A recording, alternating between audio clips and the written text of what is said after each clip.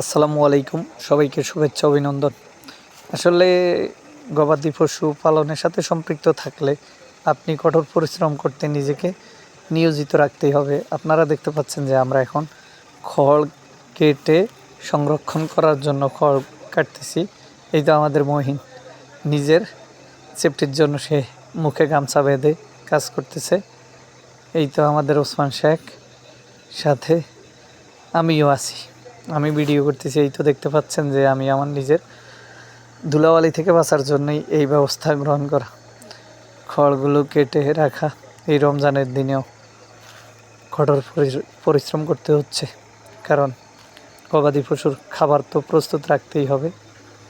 এই তো মেশিনের তালে তালে খড় মেশিনে দেওয়া হচ্ছে, আর অন্য দিক থেকে কেটে বাইর হচ্ছে।